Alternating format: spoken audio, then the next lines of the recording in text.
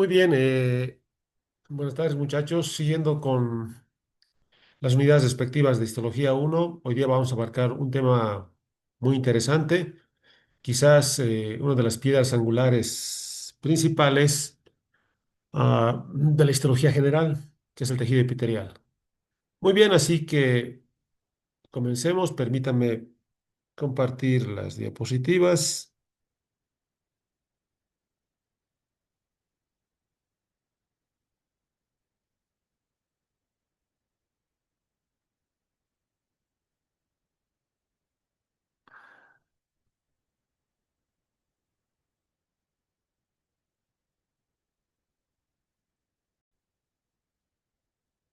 Eh, Perfecto, bien. Un rato más. Ya. Ya, he de compartir, colocar en modo presentación y vamos a empezar.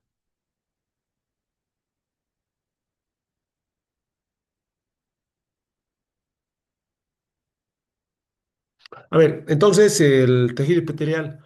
Como saben, el organismo humano está formado por cuatro tipos principales de tejido. Tejido epitelial, precisamente, tejido conectivo, tejido muscular y tejido nervioso. Hoy vamos a abarcar el tejido epitelial. Bueno, primeramente, ¿dónde se encuentra el tejido epitelial? ¿En qué partes del organismo? Más precisamente, el tejido epitelial se encuentra de dos maneras. Se la puede clasificar en dos formas. Una es tejido epitelial, que se organiza para formar capas, formadora de capas, y una es tejido epitelial que se organiza formando glándulas. Entonces, formadora de capa y glándulas. Son las dos formas principales en las cuales podemos encontrar tejido epitelial en el organismo. Bien, hablando embriológicamente, el tejido epitelial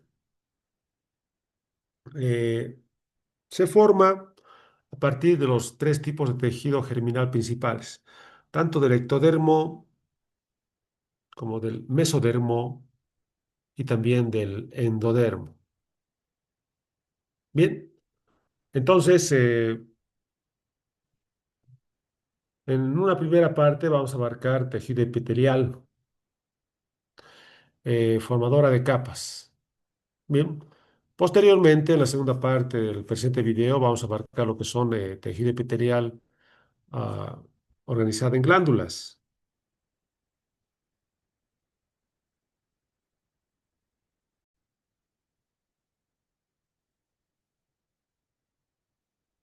Bien, entonces empecemos con el tejido epitelial. Como les decía, en este tema vamos a abarcar tanto lo que son eh,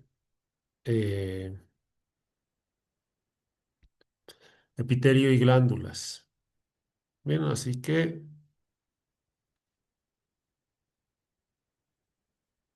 denme un rato. Ok, bien, empecemos entonces. Bueno, como les decía, el tejido epitelial deriva de las tres capas biológicas, ectodermo, mesodermo y endodermo. Eh, Tiene dos formas de presentación, una formadora que forma capas y otras que forma glándulas. Bien, acá tenemos en esta primera diapositiva un pequeño resumen de las principales funciones del tejido epitelial. Protección, ¿no? Eh, Sobre todo el tejido epitelial que forma capas en algunas partes del organismo tiene una función muy protectora muy importante. La más relevante es el epitelio que se encuentra a nivel de la piel. No, vamos a ver posteriormente que la epidermis de la piel está compuesto de un tipo de epitelio que se caracterizan porque sus células tienen queratina.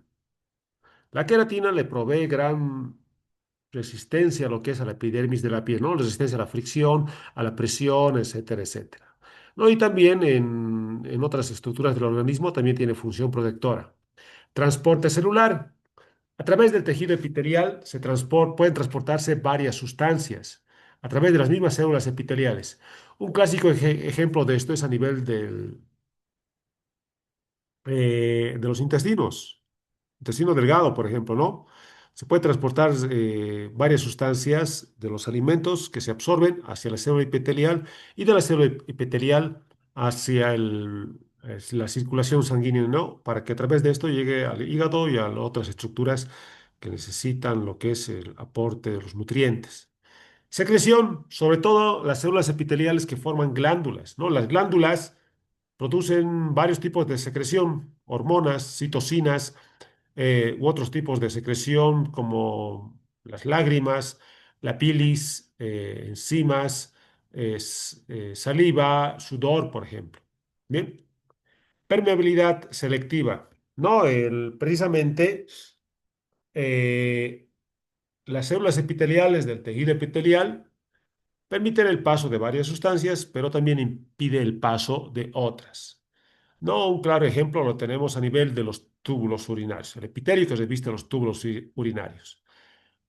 Absorción, no, nuevamente las células, a través de las células epiteliales pueden absorber varios elementos. Nuevamente, el ejemplo de acá, vale, la redundancia es a nivel de los intestinos, también a nivel de los túbulos urinarios, ¿no? Que se absorben varios elementos. Detección de sensaciones. Bien, muchos tejidos epiteliales están asociados a terminaciones nerviosas. Por ejemplo, a nivel de la piel, ¿no? La epidermis de la piel está asociado a unas células especializadas denominadas células de Merkel, las mismas que están asociadas a terminaciones nerviosas e involucradas en la percepción táctil, sentido del tacto. ¿Ok? Esto lo vamos a desarrollar eh, mucho más, mucho más profundamente cuando avancemos lo que es piel y sistema tegumentario. Ok, bueno, acá tenemos lo que son el primer tipo de organización del tejido epitelial, la que se organiza formando capas. Y acá tenemos lo que es la clasificación del tejido epitelial formadora de capas. ¿Dónde se encuentra el tejido epitelial formadora de capas? En específico se encuentran recubriendo la superficie de la piel, del cuerpo, la piel, las mucosas, y también se encuentra revistiendo la luz o la parte interna de los órganos huecos y conductos. Por ejemplo, vasos sanguíneos, estómago, la parte interna del estómago, intestino delgado, intestino grueso, conductos excretores urinarios, etcétera, etcétera. ¿No? Revistiendo la luz de los túbulos, conductos, órganos huecos. ¿Y bajo qué criterios se clasifica el tejido epitelial? El tejido epitelial se clasifica bajo dos criterios. Uno es la forma. ¿Y qué forma tenemos? Yendo en orden, plano, cúbico y cilíndrico. Y la otra forma, y el otro criterio para clasificar el tejido epitelial formadora de capas es según el número de capas de las cuales está conformada. Cuando está conformado por una sola capa, simple. Cuando está conformado por varias capas, dos o más capas en este caso, estratificado. ¿No? Varias, precisamente estratificado significa estratos o capas. Bien, y hay bueno, hay dos tipos de tejido epitelial especializado. Acá en esta diapositiva lo hemos organizado como otros tipos de epitelio, ¿no? Que también lo vamos a desarrollar.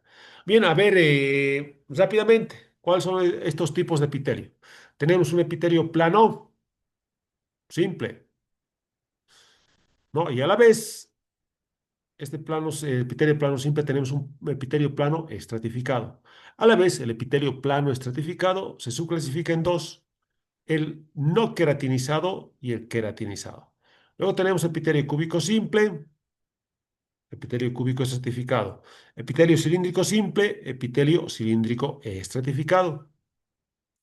Bien, y finalmente tenemos los dos tipos de epitelio especializado, que es el epitelio cilíndrico pseudoestratificado o epitelio pseudoestratificado. Pseudo significa falso, estratificado. Quiere decir que este tipo de epitelio aparenta tener dos o más capas, pero en general es solo una capa. Por eso se denomina pseudo estratificado. Falso estratificado, que aparenta que es tener dos o más capas, pero en realidad es solo una capa. Y tenemos el epitelio transicional o de transición, que su principal característica es que es un epitelio que puede cambiar o transitar de forma, generalmente de plano a cúbico o de cúbico a plano. ¿No? Y acá tenemos un pequeño gráfico de los tipos de epitelio para mejor comprensión del mismo. Miren, una sola capa de células, varias células aplanadas. Epitelio plano simple. Vistas de la parte desde arriba, este epitelio es plano simple, tiene forma con el núcleo aplanado igual, ¿no? Con el núcleo aplanado, que muchas veces, como la célula plana es y el núcleo también está un poco aplanado, a veces el núcleo sobresale, no sobre la célula, en una vista superior. Tenemos el epitelio cúbico simple, miren.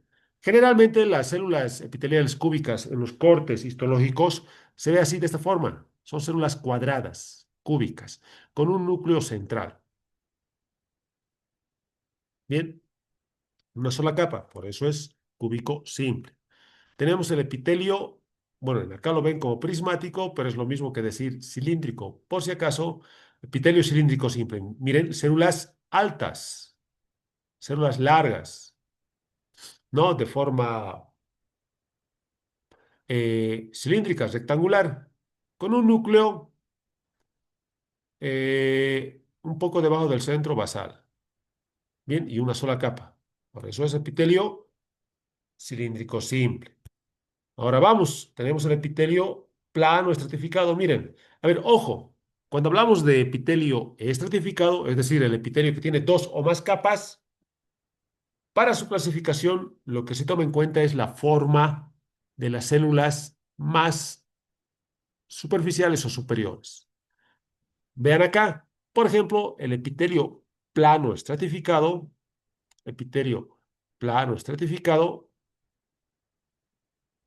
miren, las células más basales o inferiores no son planas, más bien son cúbicas, pero las células superiores sí son planas.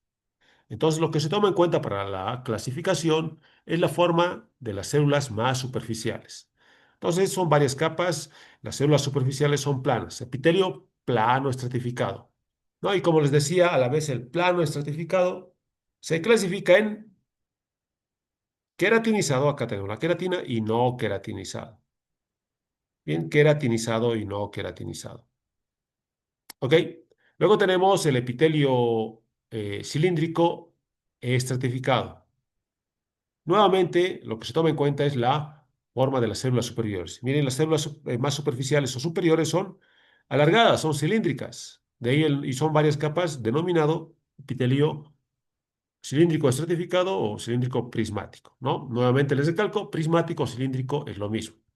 Acá tenemos el epitelio cúbico estratificado. Generalmente, el epitelio cúbico estratificado también muchos autores la denominan biestratificado, porque son solo dos capas, ¿no? Acá vamos, solo son dos capas de células cúbicas, ¿bien? Cúbico estratificado. Tenemos el epitelio cilíndrico pseudoestratificado. Acá tenemos epitelio pseudoestratificado. Debido a que se caracteriza este tipo de epitelio de que sus núcleos de las células están en diferentes alturas, unos más superiores, otros más inferiores, basales, aparentan tener dos o más capas, pero en realidad es solo una capa, si lo pueden ver más detenidamente. De ahí el denominativo pseudo, falso, estratificado. Bien, y muchas de ellas tienen, como ven acá, estas prolongaciones denominadas cilios. Luego tenemos lo que es el epitelio de transición, que generalmente tienen forma polimorfa de diferentes formas, pero que se caracterizan porque estas células se aplanan o se tornan cúbicas, ¿no? Transitan de forma. Generalmente este epitelio de transición, como ven, son varias capas que tienen la propiedad de cambiar de forma. Ahora vamos a analizar cada una de ellas a través de láminas histológicas, ¿no? Y vamos a recalcar en qué parte del organismo, en qué estructura del organismo se encuentran cada tipo de epitelio. Empezaremos con el epitelio plano simple. No, esto es una placa de un vaso sanguíneo. Un vaso sanguíneo. Miren, ¿dónde se encuentra el epitelio? Nuevamente les recalco, se encuentran recubriendo la superficie o la luz, superficie interna o luz de conductos túbulos u órganos huecos. Bien, y también en la superficie externa del cuerpo, la piel. Esto es un vaso sanguíneo, una placa de un vaso sanguíneo. Es un túbulo hueco. Es un túbulo hueco el vaso sanguíneo. Entonces, ¿dónde se encuentra revistiendo? La parte interna de este vaso sanguíneo, que es esta parte de acá. Esta parte de acá es epitelio. Y miren, las células, que son esta, las células epiteliales tienen el núcleo aplanado, tienen forma plana, y es solo una capa esto, es solo una capa, porque esto ya es otra capa, esto es, perdón, esto es otro tipo de células, no son células epiteliales, son células musculares. El epitelio solo es esto de acá. Una sola capa de células aplanadas, con el núcleo también aplanado. Epitelio plano, simple. Bien, aquí está la luz del vaso sanguíneo, encontramos acá la sangre. Acá tenemos glóbulos rojos, acá tenemos neutrófilos, los que tienen núcleo, glóbulos rojos, los que no tienen núcleo, la sangre. Ok, ¿dónde más podemos encontrar epitelio plano simple? También denominado células endoteliales. Es su otro denominativo. Al epitelio plano simple, a nivel de los vasos sanguíneos y también de los vasos linfáticos, se los conoce como células endoteliales. ¿Dónde podemos encontrar epitelio plano simple? Alveolos pulmonares, el asa de Henle, eh, cápsula de Bowman, que se encuentra a nivel de los riñones, ¿no? Como esta placa, el endotelio de los vasos sanguíneos y también en los vasos linfáticos, el mesotelio de las cavidades pleural, pericárdica o peritoneal, ¿no? El mesotelio es una delgada membrana que disminuye lo que es la fricción de varios órganos internos, que se encuentra en cavidad pleural, a nivel de los pulmones, cavidad pericárdica, que rodea el corazón, cavidad peritoneal que rodea los órganos abdominales, intraabdominales. Epitelio cúbico simple, ¿no? Epitelio cúbico simple. Por si acaso, estas estructuras de acá son glándulas acinares, ¿no? Por eso acá vemos como acinos serosos. Bien, ¿dónde se encuentra el epitelio cúbico simple? Esto de acá es un corte transversal de un conducto, ¿no? Estas glándulas, que son glándulas eh, del páncreas, ¿no? Es una placa de páncreas. Estas glándulas producen una secreción serosa, ¿no? Rica en bicarbonato, agua y enzimas, las enzimas pancreáticas.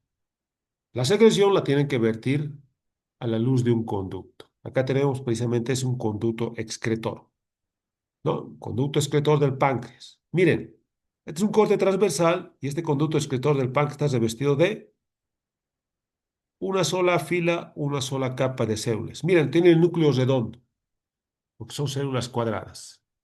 Entonces, un epitelio cúbico. Como es una sola capa, cúbico simple. ¿Dónde más encontramos este tipo de epitelio? Generalmente la mayoría de los conductos glandulares están revestidas de epitelio cúbico simple, como en esta placa. También se encuentra recubriendo la parte externa del ovario. No, ahí se conoce como epitelio germinal. También es cúbico simple.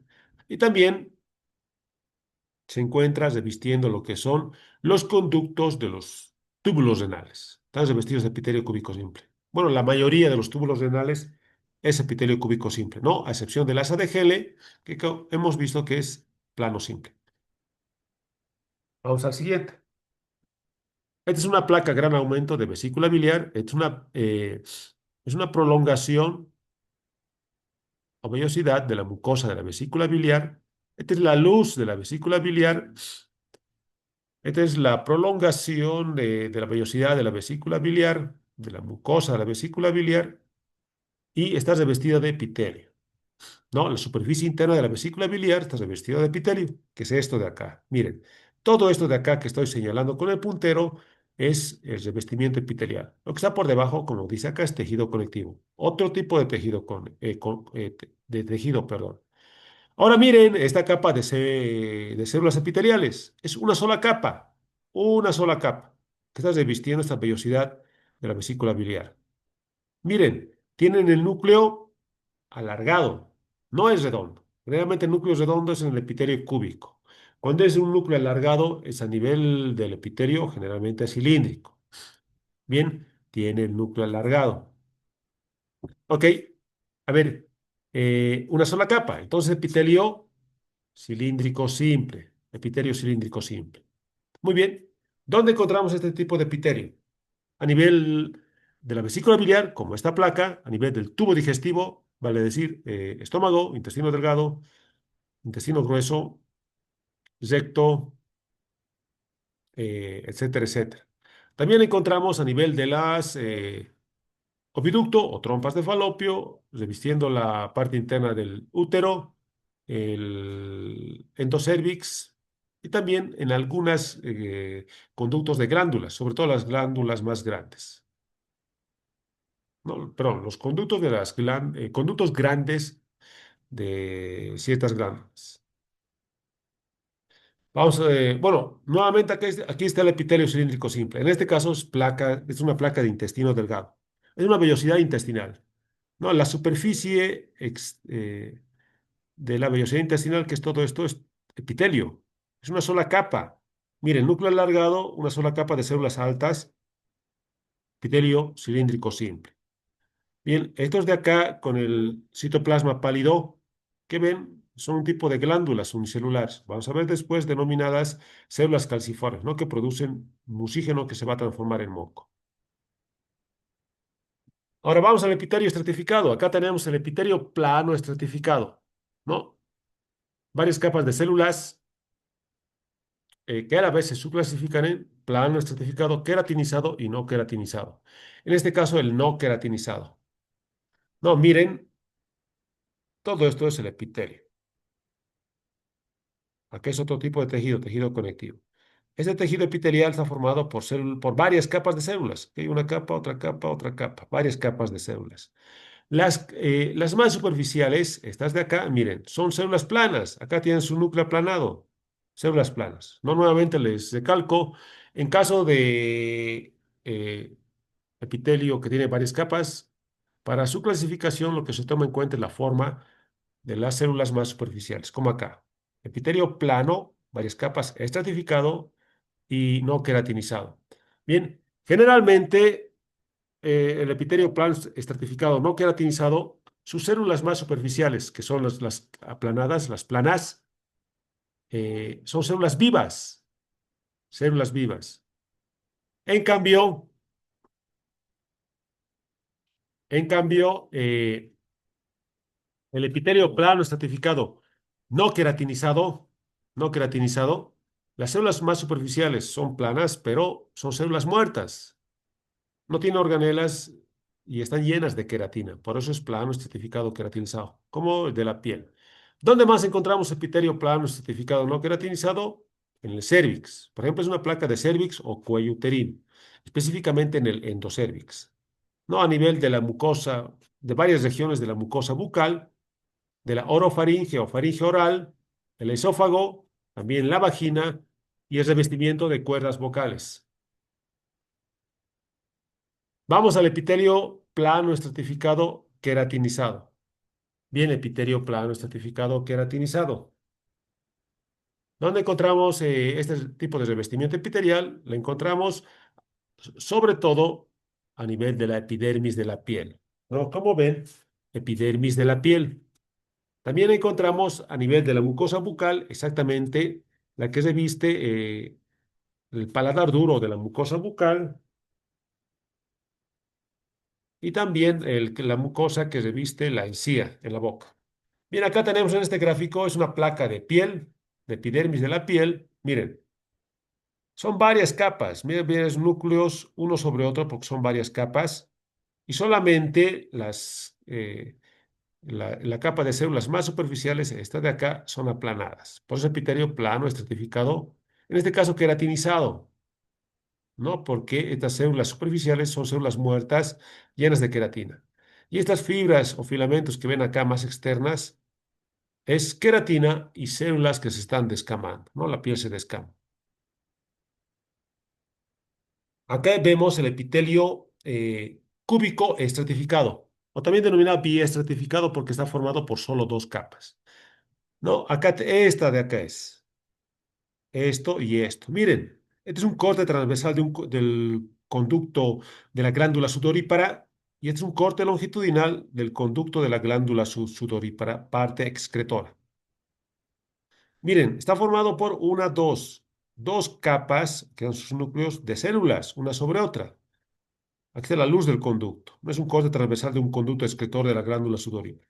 Como son dos capas y los núcleos son redondos, ¿no? Las células son cuadradas, es epitelio cúbico estratificado. Acá lo mismo, ¿no? En el corte longitudinal. Ahora acá, miren, esto por ejemplo de acá es solo una sola capa de células cúbicas, ¿no? Porque eso lo vamos a ver después, la glándula sudorípara tiene dos tipos de conductos. La parte secretora, acá, revestido sus conductos por epitelio cúbico simple. La parte excretora, que es este y este de acá, por epitelio cúbico estratificado. Bien, generalmente se encuentra a este nivel, ¿no? Y en algunos conductos de otras glándulas más, pero generalmente en el conducto excretor de la glándula sudorípara. Tenemos el epitelio cilíndrico estratificado. Bien, a ver, epitelio cilíndrico estratificado. Ah, está formado por células cilíndricas que forman dos o más capas, ¿no? Acá tenemos, por ejemplo. Es un poco más raro de encontrar este tipo de epitelio, pero en general, ¿dónde se la encuentra? Se la encuentra en los conductos de excretores de algunas glándulas, como esta placa, que es una placa de el conducto excretor, la parte más externa eh, de la glándula submandibular, ¿no? El conducto excretor de la glándula submandibular, que es una glándula salival mayor. Bien, esto de acá es el epitelio, lo de abajo es el tejido conectivo. Generalmente el tejido conectivo siempre lo van a ver debajo del epitelio, ¿no? Dándole soporte estructural, metabólico y nutricional al epitelio, que es este de acá. ¿Dónde más encontramos este epitelio cilíndrico estratificado? Conjuntiva de los globos oculares y en alguna región, en una parte de la uretra masculina. Epitelio pseudoestratificado. Generalmente el epitelio pseudoestratificado son células ciliadas. Acá tenemos. Miren, a primera vista aparenta tener dos o más capas por la altura de sus núcleos, pero en general, si lo vemos más detalladamente, es solo una capa de células, porque todas están en contacto acá con la lámina basal, solo que algunas llegan hasta la luz y otras no. Por eso sus núcleos son de diferente tamaño. ¿No? Y tienen en su superficie apical, que es todo esto de acá, cilios. Por eso generalmente el epitelio pseudoestratificado es ciliado. Y es una placa de tráquea, ¿no? A nivel del tracto respiratorio.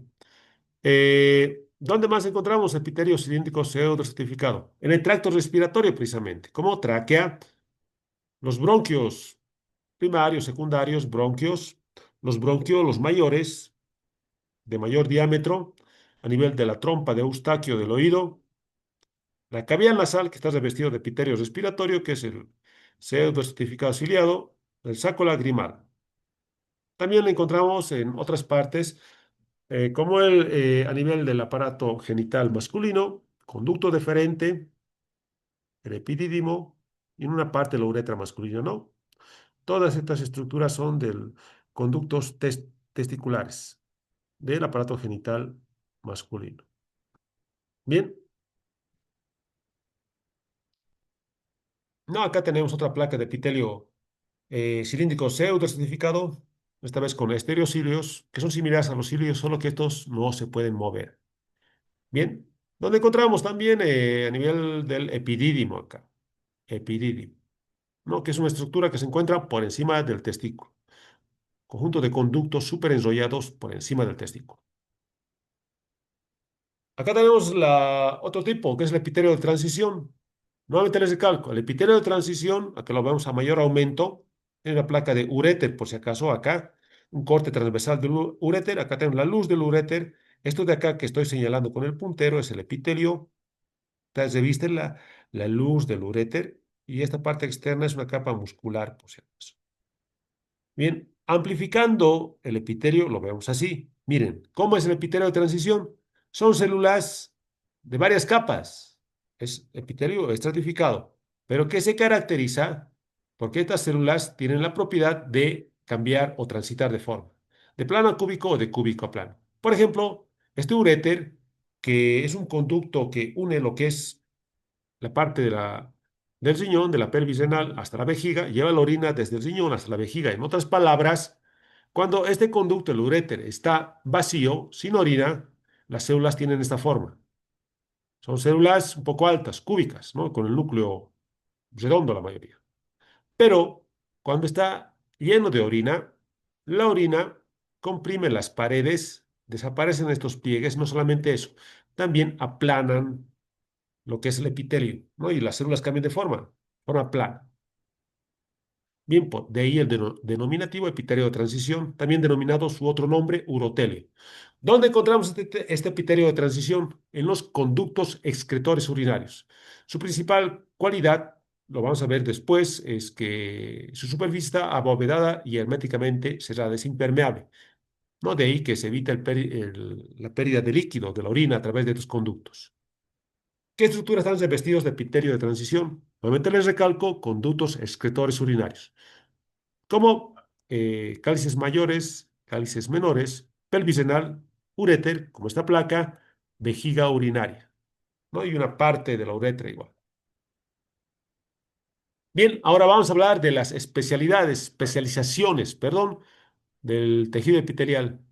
Se las subclasifica en dos: especializaciones de la superficie apical y especializaciones de la superficie vasolateral. A ver,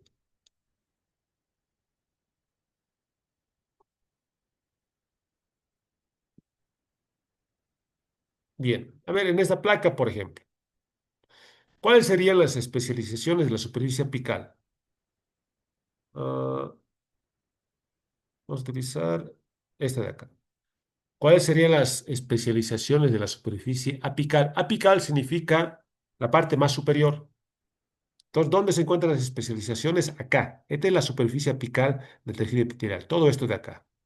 No, precisamente acá tenemos un tipo de especialización de la superficie apical que son los cilios.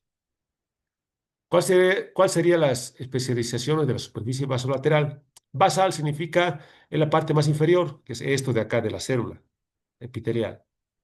Y basolateral, lateral es la parte lateral, pues, ¿no? La parte lateral. Parte lateral, la parte basal, la parte superior o apical, ¿no? Especializaciones apicales y basolaterales. Bien, ahora vamos a hablar precisamente de las especializaciones de la superficie apical. ¿Cuáles tenemos? Microvellosidades, cilios, estereocilios y flagelos. Vamos a hablar de las microvellosidades. ¿Qué son estas estructuras? Acá tenemos una microfotografía electrónica de microvellosidades. Son prolongaciones del citoplasma y la membrana celular de las células epiteliales que tienen forma digitiforme, es decir, forma de dedo. Bien, están en la superficie apical. Son dos los más relevantes que encontramos en el organismo. Las que se encuentran a nivel del intestino delgado o de las células epiteliales denominadas enterocitos del intestino delgado, y que sus microvellosidades forman un borde denominado borde estriado. Bien, y las que se encuentran a nivel de las células epiteliales que revisten los túbulos urinarios, que su superficie apical tiene microvellosidades denominada borde en cepillo, ¿no? ¿Y de dónde viene este nombre? Miren, parece las cerdas de un cepillo, de ahí su nombre, ¿no? Borde en cepillo. Esta placa precisamente es de las microvellosidades de los túbulos urinarios. Generalmente miden de 1 a 2 micrómetros cada microvellosidad. Se caracteriza porque tiene un esqueleto central de filamentos de actina, y asociados a otro tipo de proteínas que le dan estabilidad. Nuevamente les recalco, prolongaciones en forma de dedo que tienen un núcleo, un esqueleto de actina, de filamentos de actina, asociado a otros tipos de proteína, ¿no? Y a la vez, estos filamentos de actina de la microvellosidad se unen en la base, acá, a filamentos intermedios como la expectrina. Bien, y muchos de estos microvellosidades están también rodeados del glucócaris, ¿no? Que hemos visto que es un revestimiento que recubre la membrana celular en varios tipos de células. También tenemos otro tipo de microbiosidad denominado estereocilio. Son microbiosidades un poco más largas que recubren lo que son algunos conductos testiculares, como el epididimo. También se encuentra a nivel del conducto auditivo interno, ¿no? A nivel de la cóclea, exactamente.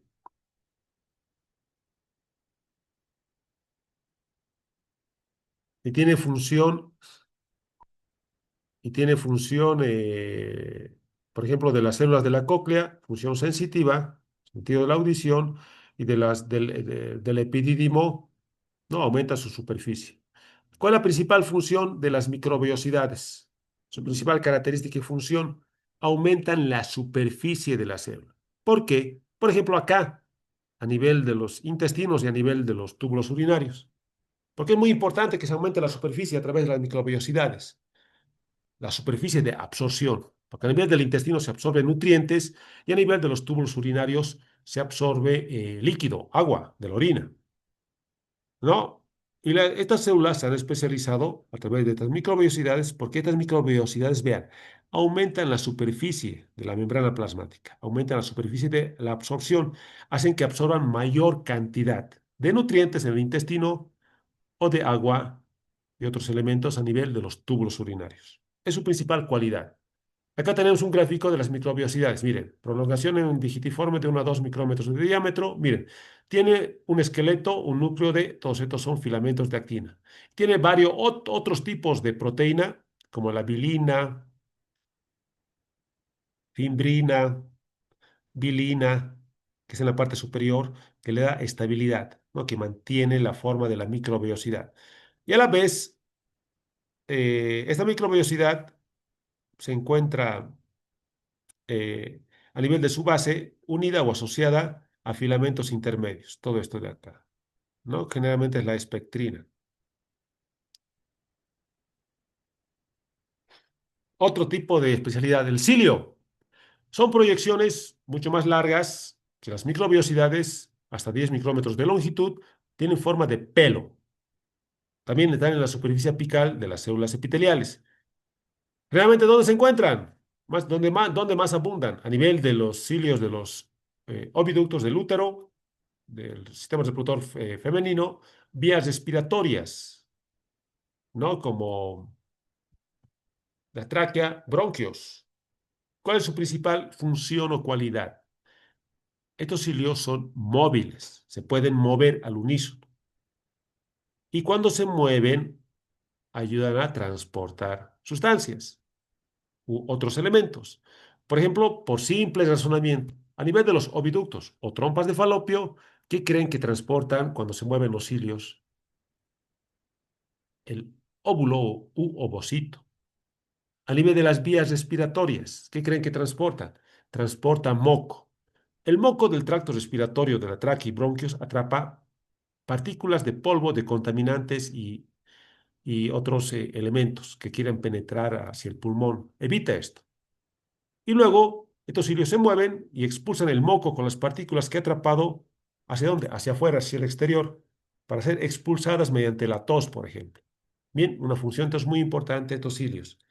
Transporte. Bien, estructuralmente están formados por una estructura de microtúbulos, un complejo de microtúbulos eh, denominados axonema. Esta es el típico estructura, es una microfotografía electrónica de los cilios. No, tiene una disposición 9-2, quiere decir que tiene dos microtúbulos centrales y 9 pares de microtúbulos alrededor, ¿no? 1, 2, 3, 4, 5, 6, 7, 8, 9 y dos centrales. Bien, a la vez, estos microtúbulos están eh, fijados o se mantienen en esta estructura a través de otro tipo de proteínas, ¿no? Como la nexina, por ejemplo, como la dineina nexina, ¿no? Que mantienen unidos estos microtúbulos y mantienen esta estructura 2-9 de forma permanente, ¿no? Estos microtúbulos del axonema en la base del cilio se mantienen unidos a una estructura denominada cuerpo basal. Cuerpo basal. bien que también formada por microtúbulos, es similar al centriolo, ¿no? Recuerden, el centriolo es una estructura que participa en lo que es en la mitosis. Bien, algunas células, sobre todo las células más especializadas que se encuentran en fase G0, tienen una especialidad de superficie apical denominado cilio primario, que su función principal es eh, receptora, sensitiva. Su función es analizar el entorno de la célula, ¿no? Detecta, por ejemplo, el grado de acidez, el grado de ciertas sustancias, etcétera, etcétera. Acá tenemos lo mismo. Este es un cilio en forma de pelo. Si le hacemos un corte transversal a este cilio, lo vamos a ver así. La estructura está formado por microtúbulos, la estructura 2-9. Dos microtúbulos centrales, 9 pares de microtúbulos laterales. Unidas asociadas a otros tipos de proteínas, todas estas de acá, eh, dineína, anexina, etcétera, etcétera, que le dan estabilidad al cilio, ¿no? Y unidas en la parte inferior a una estructura denominada corpúsculo basal.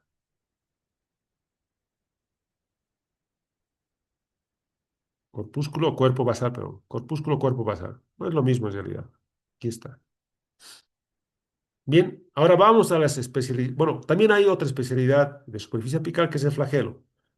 Bueno, eso lo vamos a analizar posteriormente, pero se encuentra generalmente ¿en dónde? En un tipo de célula, como lo que son las células espermatozoides. Bien, ahora vamos a hablar de las especializaciones vasolaterales. No, acá tenemos una célula epitelial. La superficie apical, nuevamente les recalco, sería esto de acá, la más superficial. La superficie vasolateral, basal inferior, lateral. ¿No? Y a través de la superficie lateral se asocia a otra célula epitelial. Vasolateral. En general, las especializaciones vasolaterales son uniones celulares. Uniones celulares. Bien, vamos a hablar del complejo de unión, que está formado por tres tipos de uniones. Uniones de oclusión o sonula ocludens, su otro nombre. Uniones de anclaje o sonula adherens y uniones comunicantes o conexiones comunicantes, ¿no? Son las agrupaciones de las diferentes uniones celulares. Las uniones de oclusión, como su propio nombre lo dice, su función principal es ocluir, forma una barrera que evita que sustancias pasen la barrera de esta capa epitelial a través del espacio entre las células epiteliales, a través de este espacio. Evitan que pase, forma una barrera. Esa es la unión oclusiva. Evita que pase. ¿Para qué? Para que estas células, estas sustancias sí o sí pasen a través de la célula epitelial, no esta ruta paracelular o el espacio entre las células epiteliales. Bien, las uniones de anclaje, como su propio nombre lo dice, anclan una célula a la contigua, a la contigua. Bien, o anclan la célula epitelial a la membrana basal. Acá tenemos uniones de anclaje. Ancla, ¿no? Le dan estabilidad al anclar. Luego tenemos las uniones comunicantes. Uniones comunicantes, o acá está con otro nombre, uniones formadoras de canales, como ven, forman un canal de comunicación entre una célula epitelial y la contigua. Muy importante en varios tipos de células. Bien, y acá tenemos, generalmente las uniones oclusivas se encuentran en la parte más superior, en la parte más apical o superior de las células epiteliales. Por debajo están las uniones de anclaje, ¿no? Que son de dos tipos. Esta de acá, la que se encuentra inmediatamente por debajo de la unión oclusiva, unión adherente, y esta de acá, la denominada mácula adherens o también desmosoma. Más abajo tenemos las uniones comunicantes, finalmente los hemidesmosomas, que es un tipo de unión que une la célula epitelial en la superficie basal, ¿a dónde? Acá, a la membrana basal. Bien, las uniones oclusivas, acá tenemos un gráfico de la misma, se caracterizan porque evitan el paso, evitan el paso de sustancias a través de la ruta paracelular. ¿Qué es la ruta? el espacio entre dos células epiteliales contiguas. Está formado por unos tipos de proteínas denominados claudinas, ¿no? Y también ocludinas. Luego tenemos y varios tipos de proteínas transmembrana. Luego tenemos las uniones adherentes, que son de dos tipos. La unión adherente, propiamente dicha, o mácula adherens, y los desmosomas, o mácula adherens, pero los desmosomas y las uniones adherentes. Bien, a ver, la unión adherente conecta, pues está formada también por varios tipos de proteínas que conectan los filamentos de actina de acá, de la matriz intracelular de la célula, con varios tipos de proteínas de unión denominados caderinas. Acá tenemos. Estos son los filamentos de actina y aquí están las caderinas. Bien, como su propio nombre lo dice, estas uniones de anclaje anclan una célula epitelial a la siguiente, a la contigua. Los desmosomas, lo mismo, están formados por varios tipos de proteínas de unión, que son todas estas de acá que estoy señalando con el puntero, entre las cuales tenemos desmoplaquina, desmogleina, desmocolinas. Y a la vez se asocian o se unen a filamentos intermedios, que son estas de acá, estos filamentos de dentro de cada célula, ¿no? Y de esa manera anclan esta célula a las contiguas. Bien, acá tenemos, ¿no? Los desmosomas y las uniones adherentes. Complejo de unión. Generalmente este complejo de unión se denomina así porque las células epiteliales no solamente tienen un solo tipo de unión celular, no tiene varios tipos de uniones celulares. Por eso se la denomina complejo de unión. ¿Dónde generalmente se encuentra este complejo de unión? A nivel de las células que revisten el epitelio de los intestinos, ¿no? Y el hemidesmosoma, que como su propio nombre lo dice, hemi, porque tiene una estructura que es la mitad de un desmosoma y que ancla a la célula epitelial, acá este es el midesmosoma, la célula epitelial, que es todo esto de acá, la membrana basal. Acá tenemos las proteínas, igual, desmoplaquina, desmogleina, desmocolina. Acá tenemos los filamentos intermedios de la célula y la anclan a dónde? Hacia la membrana basal, hacia la lámina basal. En específico, hacia el colágeno tipo 4 y la minina de la membrana basal. Y acá tenemos el desmosoma. Tenemos una célula epitelial, otra célula epitelial, ¿no? Anclan una célula epitelial a la contigua, el desmosoma. Y el hemidesmosoma, que tiene la mitad de la estructura del desmosoma y ancla la célula epitelial, pero a la membrana basal. Acá tenemos, ¿no? Las estructuras que conforman el hemidesmosoma. Generalmente las proteínas de unión del hemidesmosoma, las más importantes son las integrinas igualmente.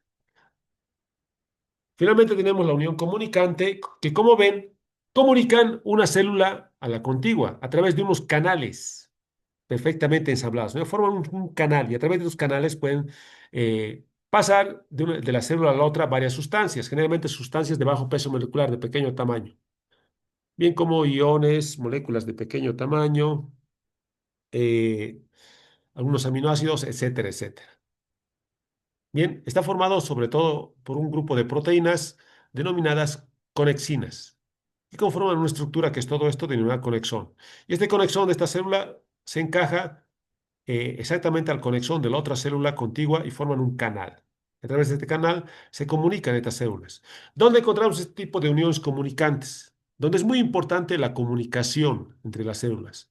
A nivel del músculo liso, a nivel del músculo cardíaco, ¿no? Y a nivel de algunas células del tejido nervioso. Muy importante. Por ejemplo, en el músculo cardíaco, ¿no? A través de estas uniones comunicantes se transmiten iones y de esa manera el impulso eléctrico se transmite a lo largo de las células del músculo cardíaco. Y gracias a esto, el corazón se puede contraer eh, como si fuera al unísono, como si fuera uno solo y de manera coordinada y rápida.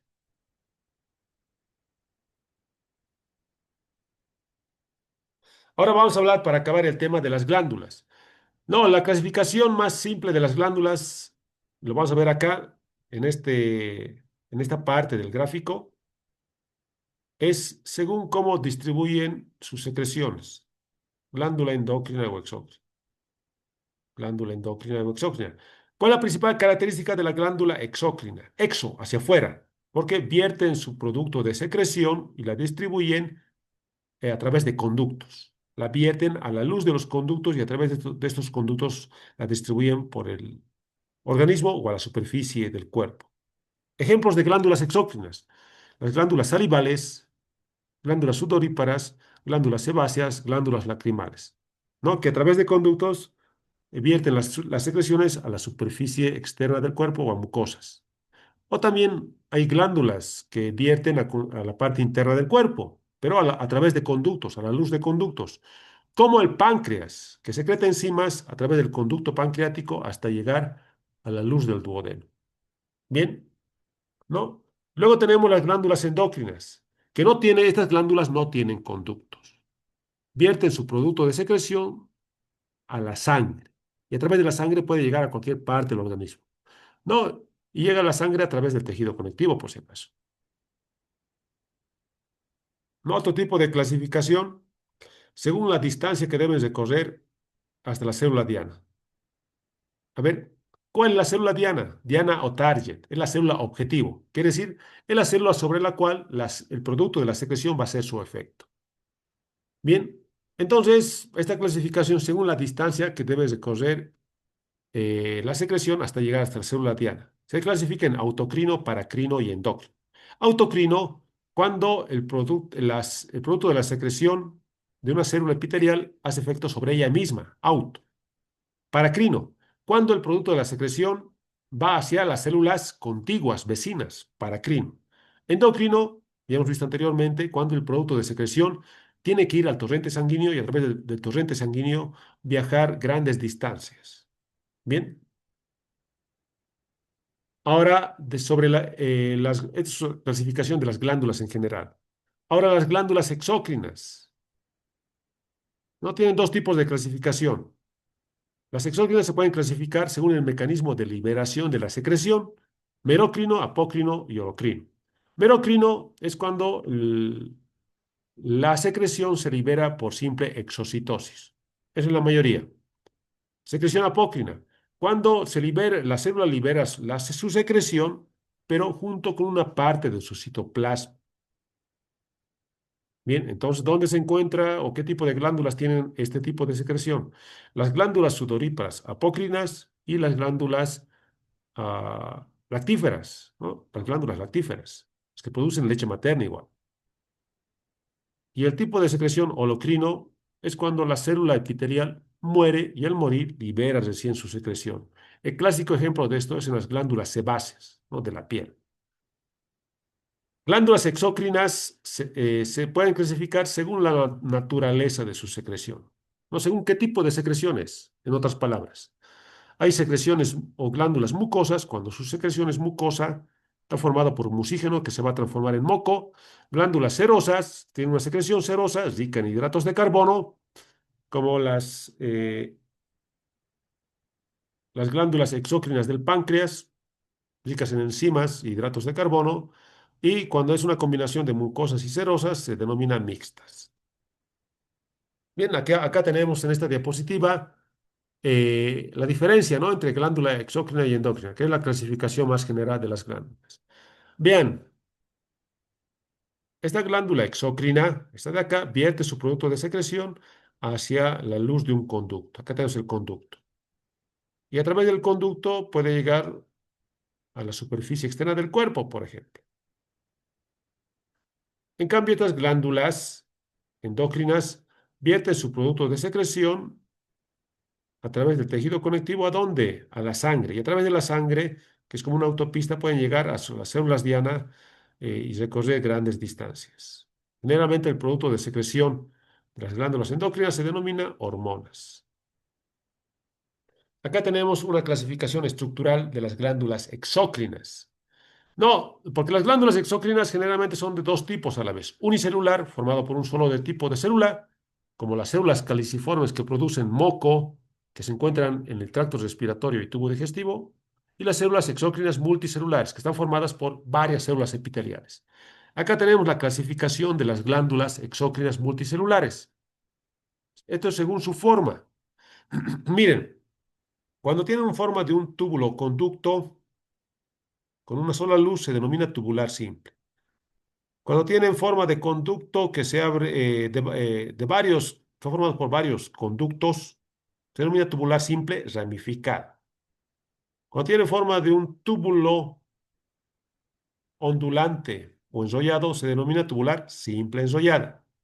Cuando tiene forma de acino, miren, acá, más que un conducto, tiene forma de un racimo de uvas que se abre a un conducto central. Esta es forma acinar, acino simple. Cuando son varios acinos que se vierten a la luz de conducto, se denomina acinar simple ramificada. Ahora, cuando es una combinación de tubular y acinar, se denomina compuesta. Acá tenemos tubular compuesta, acinar compuesta, tubulacinar compuesta. Bien, eso sería todo, muchachos. Espero que les sirva de material. Recuerden, siempre lo hago estas presentaciones, videos en mi canal de YouTube, con el único afán de proporcionarles materiales a mis estudiantes para que tengan un aprendizaje más significativo y provechoso. Bien, eso es todo. Muchas gracias.